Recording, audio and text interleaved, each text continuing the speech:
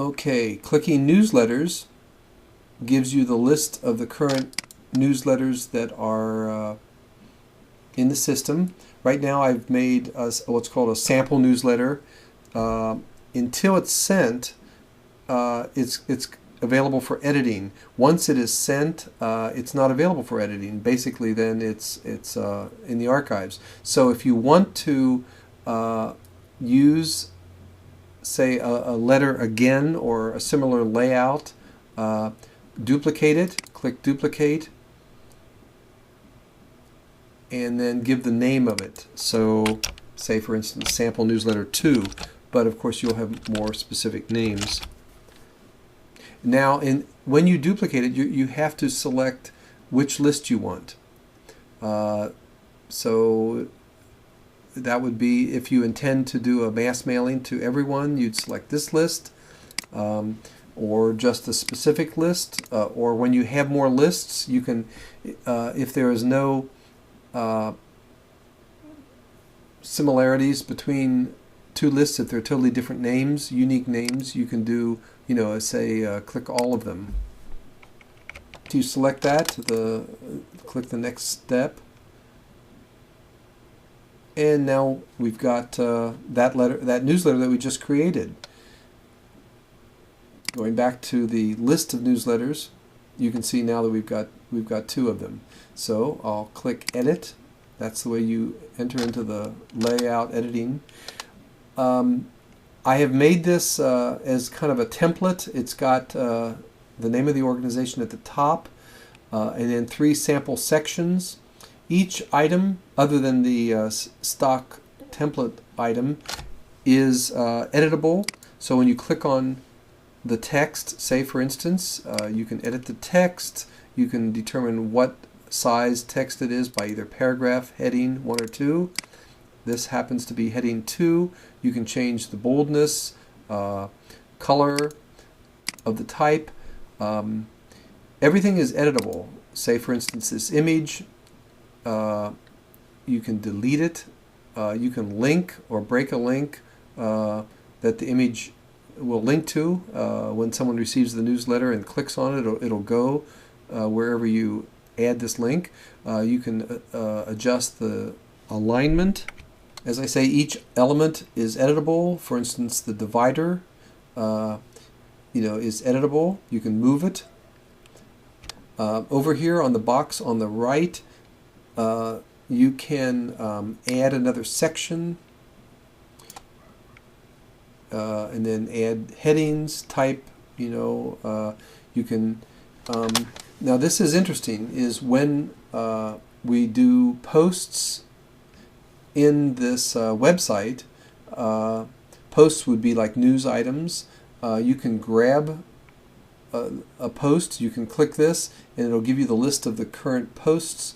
You can drag it over to the newsletter, and it'll put it in the proper layout with the photo, the heading, everything that you used on the post. Actually, not the entire post. It would just be the a teaser section, the first paragraph or the first couple of sentences with a link to more information or read more, and then it would, if they click it after they receive the newsletter, they click that read more, and it'll take them to the actual post on the website. Of course, if the post is protected for members only, if they aren't a member and they aren't logged in, they will not be able to see it, so that's something to remind them about. The other section is images. I added a few here. You drag them over and you put them where you want the image to be. Again, you can adjust the alignment. You can delete the image. In this section I just created, I'll click the X, and that goes away. If someone receives the newsletter, the email, and they can't see it, maybe perhaps their software only shows text only, every newsletter has this, where they can click on it and it'll take them to a page, a web page that has the actual newsletter on it as an HTML page. At the bottom, any editing you make before you send it out, make sure you save the changes. You can go back to it as much as you want to until it's exactly like you want it to be. So make sure you save changes each time. The next step would be the mailing. Before that, if you'd like to send one copy, you can put an email address here, your own, so that you can proof it and see what it looks like as an email, and then click Send Preview. Or if you want to send a one-off to someone, you would put their email address there and click Preview. The good thing about this is the preview does not stop the newsletter from being to be able to be edited. So you can continue to, you can send out one copy at a time, and you can still go back and edit it. If when you do a mailing of this by clicking the next step and you mail it to the list that you had specified, this email would be targeted to, it is no longer edited. It is a archived newsletter. So that's why you'll need to make duplicate copies if it's something that you want to, before you mail it, if it's something that you want to go back and use that maybe with some changes for a future newsletter. The columns are pretty much self-explanatory. The newsletter that we just, the duplicate that we made, we chose this list. Unfortunately, that's not changeable. You'll have to duplicate it if you made a mistake and you want to maybe send this now to the whole list. You'll just duplicate it, and then in that process of duplication, you can specify a new list. This, after it's mailed and it's this becomes a non-editable, but it's archived, it'll show you how many people clicked on the links to go to reading the complete articles. Okay, let's send this out. I have it set for the specific member list, and as you saw, the only person in the specific member list at this point is me. Now, as I said, it's not a good, you don't need to use the list for just one person. It's better to use the send preview for one person, but let's do this. Let's go to the next step.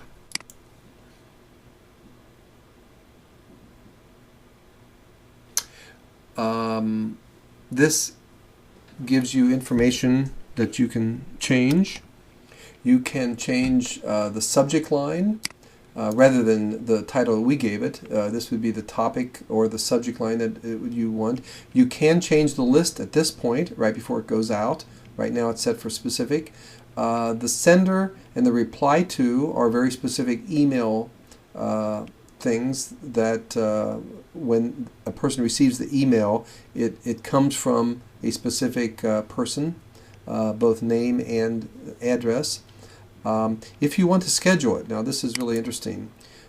Click this and you can put a date and a time that you want it to go out, which is really really nice. This also gives you an opportunity to send a preview to yourself or to someone else, one copy. That doesn't change anything here. It doesn't send out the whole list. So let's take that schedule off, and if it's not scheduled, that means it'll go out right away. So we'll click send.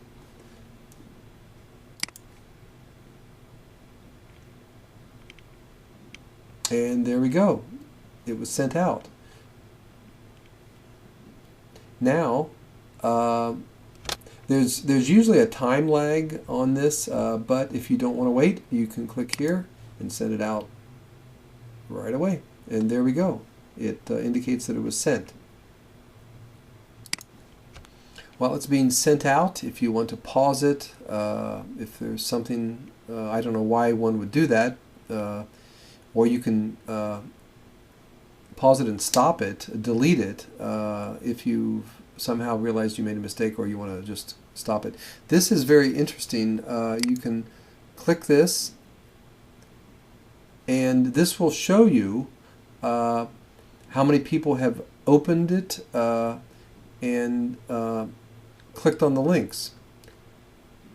This will kind of give you a preview of how people are responding to it, and who has responded to it. This will give you the list of names and the status of the person that opened it, and so forth. And I think I received the email. Okay, here it is. There it is. So this is the actual email that I received. And again, as I said, here's this link that you would click on, and it takes you to a page that basically looks identical to the email that's on the website. Let me know if you have any questions, and I will answer them. But I think this is a very powerful program that can be used to send out one copy or a mass mailing to all members.